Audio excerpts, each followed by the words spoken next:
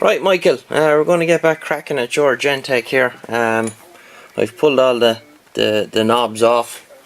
Have them in there. We'll clean them up in a little while. They tend to get all dirt and crap in the grooves. So what we're going to do now is we're going to pull the lids off. We're going to pull the fascia off, and we're going to clean all the switches and rotary controls. Going to bang an LED into the meter and make sure that there's nothing untoward inside going on, and we'll crack on with that and we'll be back soon. Oh, sorry, I cut myself off there. So that's the transmit frequency, so we'll sort that out. That's easy enough to do. As I said in the first video, I've never seen a counter like this one configured internally the way this one is. I think it's an add-on board that somebody made up and put in it, and because I've never seen one of these reading on receive and transmit, even on sideband before. So as I said, we'll get it to read correctly on SSB. So I'll just hang on now, turn that down. That noise now, that tone is the counter, but that's with the volume nearly wide open. It's on the dummy load as well, so I'll change it over to the aerial here.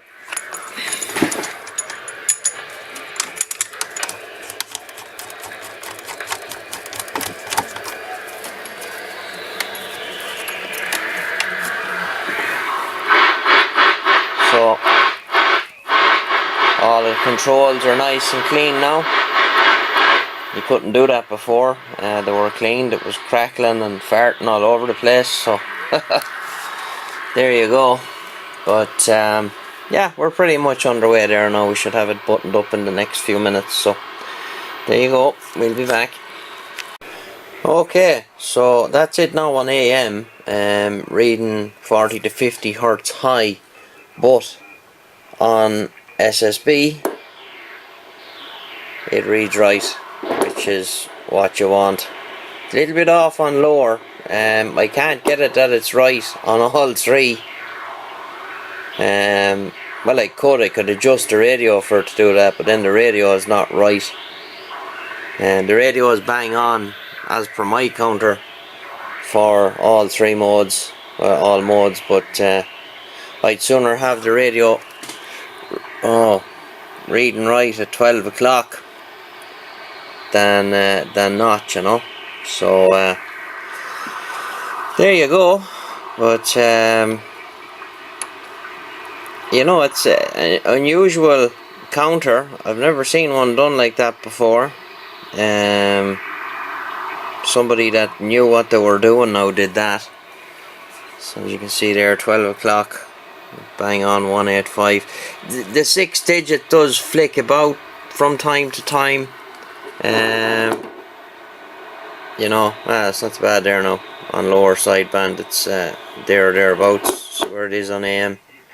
It's 50 hertz high. Reading 40 to 50 hertz high on AM. You could adjust that out of it, but inside in the radio, but I prefer to have the radio spot on. And look at who uses AM these days. It's all sideband really. So once it's reading right on sideband, who cares? So bang it up there onto the nickel. There you are. Lower sideband. AM. I have it on the dummy load here. Now the thing about the way he done these, the variable power on these things, what I've noticed with this one, I'm not sure as to whether this was genuinely done by Nugent or not, it being a Gentech, because there were kits. He did sell kits where you could do it yourself, because there's a few little differences inside in this one as opposed to the way he used to do them. But I'm not sure. Like, for a start, this switch here does nothing. When he used to do them on A was where you'd have it for when you were operating sideband, and B and C was like you had UK FM and midband FM, or European FM or something like that on B and C.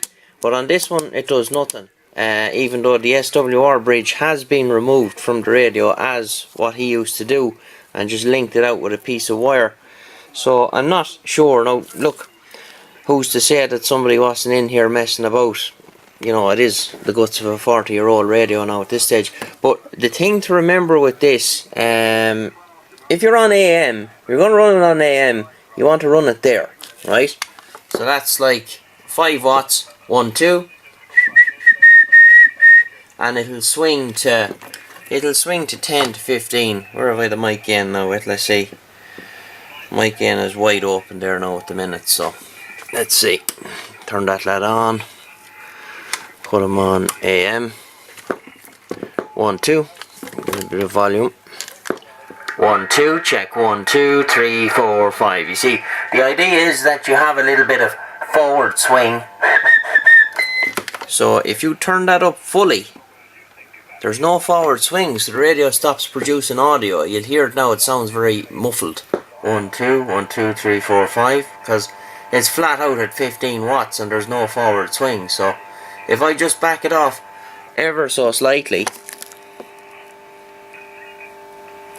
1, 2, check 1, 2, 3, 4, 5, there's a very, very little bit of swing there, so, but you can hear the audio coming back. So we'll just go back another bit. Back to the midpoint. 1, 2, check 1, 2, 3, 4, 5. So that's the ideal spot. This counter generates a little bit of noise.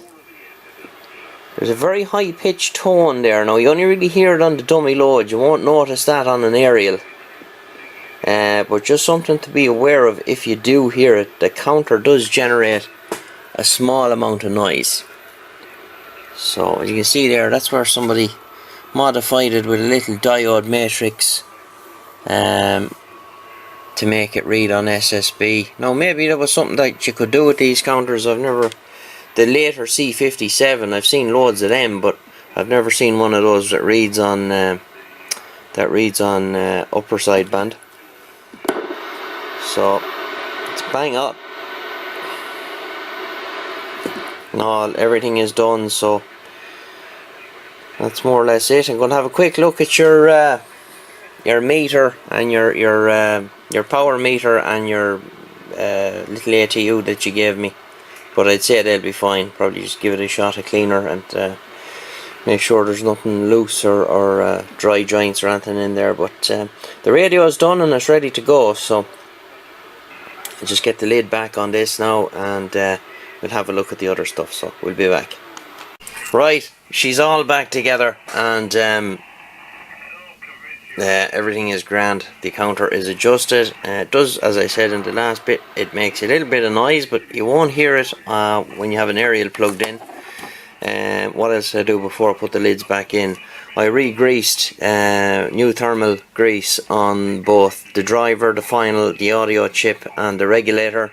So redone all them. There was a couple of dodgy solder connections here and there on some of the rotary controls here where things must have been replaced at one point or whatever, and redone those and checked the alignment earlier on and blah blah blah blah blah. So she's all back together and ready to rock and roll for another 30 or 40 years anyway. So I'm just going to have a look at these other devices you gave me here, Michael, but I don't ascertain to find any problems with them because there's nothing really in them to go wrong, particularly these. There's nothing in these, only two variable caps and a coil in the middle, and it's all linked together. So I wouldn't imagine there'll be anything wrong. So I'll give you a shout on the phone and we'll talk to you pretty soon. So there you are. Thanks for watching. Bye bye.